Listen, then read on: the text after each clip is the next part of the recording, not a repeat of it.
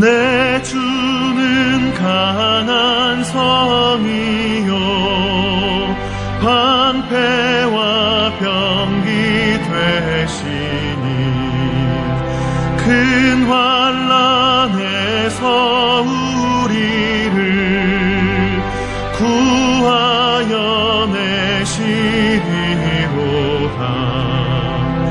옛 원수 마귀는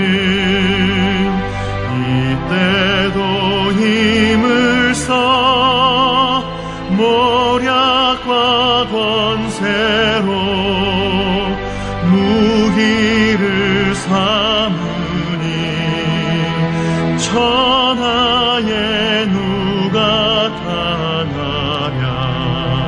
내 힘만 의지할 때는 패할 수밖에 없도다.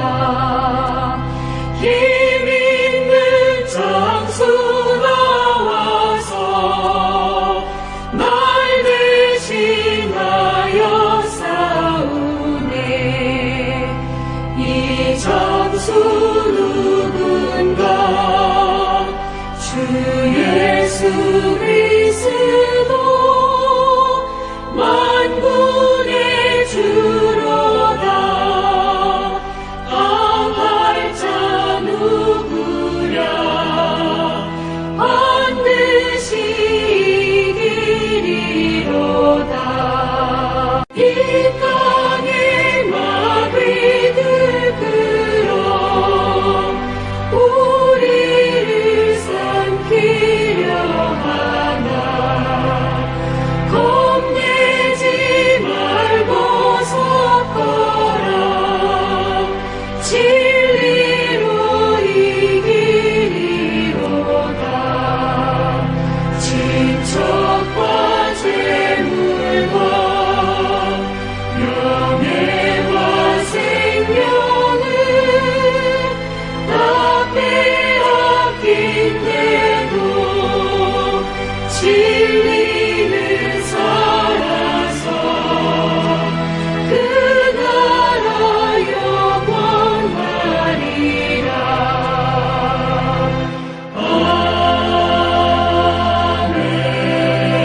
아멘. 이사야 37장 21절부터 38절까지 말씀 화면으로 같이 보시겠습니다. 아모스의 아들 이사야가 사람을 보내어 히스기야에게 이르되 이스라엘의 하나님 여호와께서 말씀하시되 네가 아수르의 사네립 왕의 일로 내게 기도하였도다 하시고 여호와께서 그에 대하여 이같이 이르시되 처녀딸 시온이 너를 멸시하며 소소하였고 딸 예루살렘이 너를 향하여 머리를 흔들었느니라. 네가 회방하며 능욕한 것은 누구에게냐? 네가 소리를 높이며 눈을 높이 들어 향한 것은 누구에게냐? 곧 이스라엘의 거룩하신 이에게니라.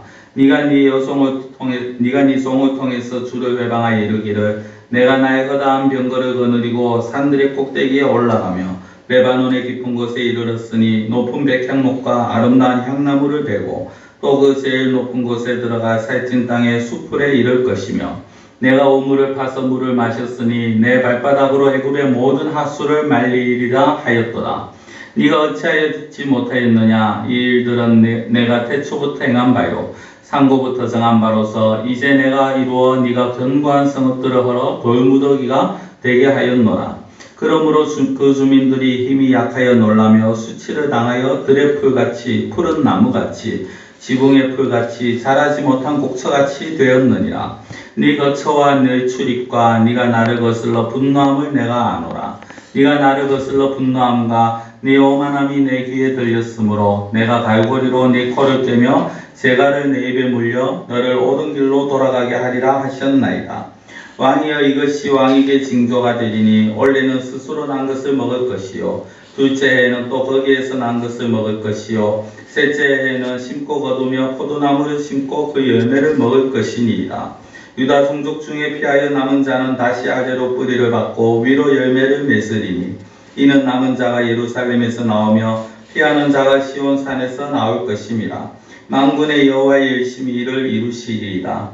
그러므로 여호와께서 아수르 왕에 대하여 이같이 이르시되 그가 이 성에 이르지 못하며 화살 하나도 이리로 쏘지 못하며 방패를 가지고 성에 가까이 오지도 못하며 흉벽을 쌓고 치지도 못할 것이요 그가 오던 길 곧 그 길로 돌아가고 이 성에 이르지 못하리라. 나 여호와의 말이니라. 그래서 내가 나를 위하여 내 종 다윗을 위하여 이 성을 보호하며 구원하리라 하셨나이다 하니라.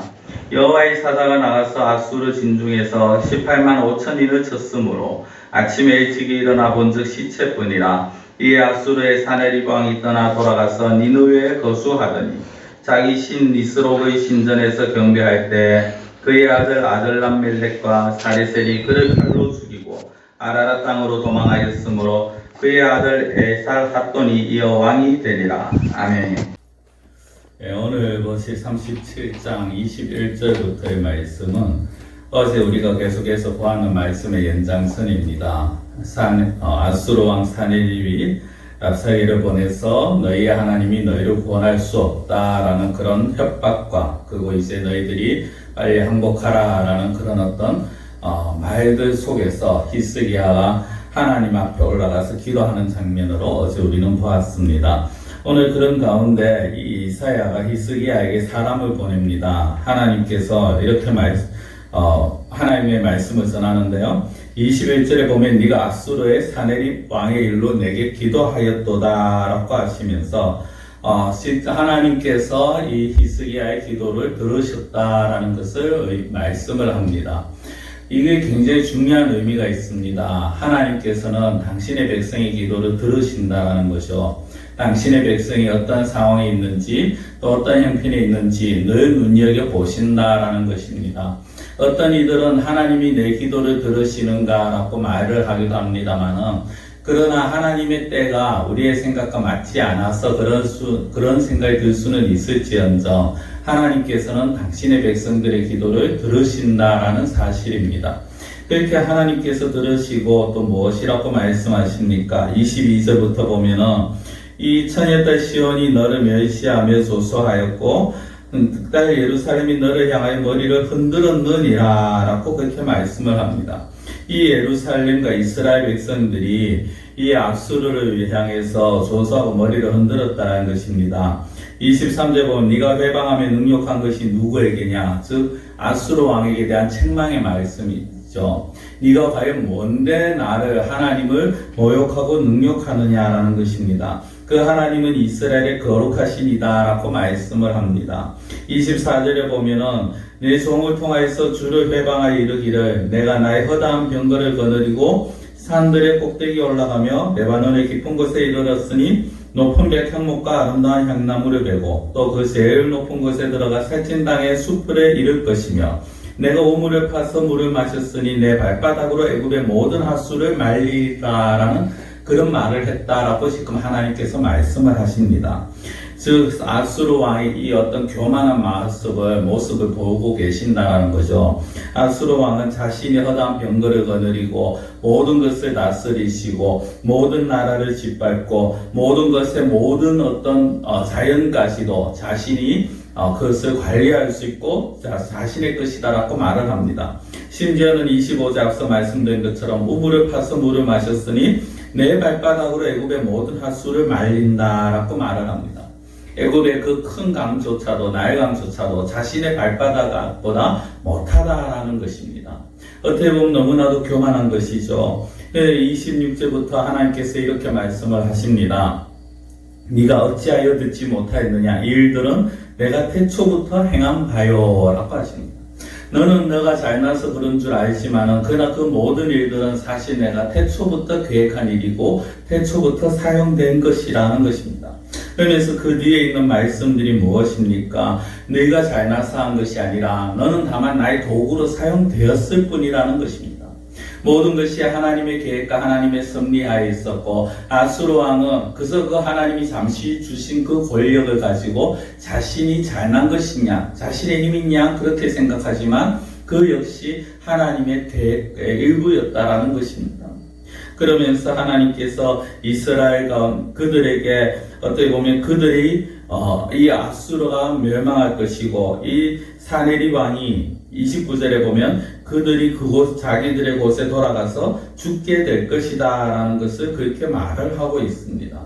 근데 이것을 어떻게 또 다르게 표현을 하느냐면 30절에 보면 왕이여 이것이 왕에게 징조가 되리니 올해는 스스로 난 것을 먹을 것이요 둘째에는 또 거기에서 난 것을 먹을 것이요 셋째에는 심고 거두며 포도나무를 심고 그 열매를 먹을 것이니이다 라고 합니다. 이 밑에 31절 이하에 보면은 유다 족속 중에 남은 자는 하면서 다시 아래로 뿌리를 받고 위로 열매를 맺는다 라고 표현을 합니다. 두 가지의 의미입니다. 하나는 이스라엘 가운데 예루살렘 가운데 하나님께서 은혜를 베푸셔서 그곳에 현재 뿌리지 못하였지만 심지 못하였지만 자연적으로 난 것을 먹게 되고 그 다음에도 그렇게 되고 그러나 셋째에는 드디어 심고 자라게 한 것을 가꾼 것을 거둘 수 있는 그런 은혜가 주어진다라는 것입니다. 그리고 이것이 유다 족속 중에 피하여 남은 자가 이렇다라는 것이죠. 유다 족속 중에 피하여 남은 자들이 아래로 깊이 뿌리를 받고 위로 점점 자라서 결실을 맺게 된다라는 것입니다. 황폐함을 그냥 놔두시지 아니하시고 하나님께서 예루살렘을 이스라엘을 다시금 회복시켜 주시겠다라는 것입니다. 그러면서 앗수르에게 대하여서 그가 이 성에 이르지 못할 것이고 화살 하나도 쏘지 못할 것이고 그들이 이 성벽을 치지도 못할 것이고 그들이 왔는 곳으로 돌아갈 것이다 라고 말씀을 합니다. 그래서 이 말씀처럼 결국 이 앗수르 왕은 그 자기의 고향으로 돌아가고 자기의 나라로 돌아가서 그곳에서 죽게 되어지는 모습을 봅니다. 36절에 보면 여호와의 사자가 나가서 앗수르 진중에 18만 5천 명을 쳤다라고 말합니다. 아사네리 왕이 떠나고 니느웨에 거주하였는데 그곳에 자기의 신전에서 자기의 아들들이 자기를 죽이는 그런 비참한 결말을 맞이하게 되어집니다. 사랑하는 성도 여러분, 이 말씀을 보면서 이 뒤의 결말이 중요한 것이 아닙니다. 하나님께서 하신 말씀입니다. 하나님께서는 세상의 권력자들에게 지금 그것이 너희들의 것이 아니다라고 말씀을 합니다. 또 다르게 말씀을 드리면 모든 것이 하나님의 계획과 하나님의 섭리하에 있는 것이요 우리는 힘들고 어려워도 하나님을 의지하는 자들에게 하나님께서 반드시 하나님의 백성들을 지켜주신다라는 것입니다. 하나님의 백성의 기도를 들으시고요. 하나님의 백성들 통하여서 하나님의 백성들 억울한 일을 당하지 아니하도록 하나님께서 지켜주신다라는 것입니다. 세상의 사람들은 기독교를 비방하고 세상의 사람들은 기독교를 욕할지언정 그것이 정말 그들이 알지 못하여서 하나님을 욕하고 비방하는 것이라면 성도들의 잘못이 아니라 성도들의 잘못 때문에 하는 욕이 아니라 그들이 알지 못해서 하나님을 비방하고 욕하는 것이라면 하나님께서는 거기에 합당한 대가를 치르게 하신다라는 것입니다. 우리는 그저 어떤 상황에서든지 하나님의 백성답게 하나님께 기도하는 자세가 중요합니다. 오늘 하나님께서 사내립 왕의 일로 내게 기도하였도다라는 그 말씀, 다르게 표현하면 내가 너의 기도를 들었다라는 그 말씀을 우리가 기억해야 합니다. 하나님께서는 당신의 백성들의 기도를 들으시고 그들의 수치를 이기게 하시고 씻어주시고 그들로 하여금 정말 하나님께서 은혜를 베푸셔서 위아래로 뿌리를 내리고 위로 열매를 맺을 그 시간을 하나님께서 허락하시고 회복의 은혜를 베풀어 주신다라는 이 사실을 기억하면서 온전히 하나님만을 붙들고 의지하며 나아가실 수 있는 그러한 우리 성도님들의 삶이 되시기를 간절히 축원드립니다. 기도드리겠습니다. 사랑의 하나님 아버지, 하나님께서 히스기야에게 내가 너의 기도를 들었다라고 하신 이 말씀을 저희들이 다시 한번 상고합니다. 히스기야의 기도를 들으신 같이 오늘 우리들의 기도 역시 들으시는 하나님이신 줄 믿습니다. 하나님, 세상에 많은 사람들이 자신들이 잘나고 자신들이 뛰어난 것인 줄 알고 자신이 모든 계획을 세우고 행하는 줄 알지만 그러나 그 모든 것이 하나님께서 태초부터 행하신 일이라고 하신 이 말씀을 저희들이 기억하게 하시며 우리는 태초부터 계시며 모든 것을 다스리시며 모든 것을 섭리하시는 그 하나님의 손길 아래 우리의 모든 것을 맡기고 온전히 하나님께 기도하며 하나님만 의지할 수 있는 믿음의 사람 되게 하여 주시옵소서. 하나님을 배역하고 하나님을 거역하는 자들에 대한 그 대가는 하나님께서 치르게 하시오니 우리는 그저 일희일비가 아니라 오롯이 하나님만을 바라보며 믿음의 삶을 살아갈 수 있는 저희들이 되게 하여 주시옵시고, 언제나 어느 곳에서나 정말 우리는 오롯이 하나님께 영광 돌리며 그러한 믿음의 삶을 살아갈 수 있도록 허락하여 주시옵소서. 저희들을 붙들어 주시고 저희들을 인도하여 주실 줄 믿사오며 모든 것을 예수님의 이름으로 기도드리옵나이다.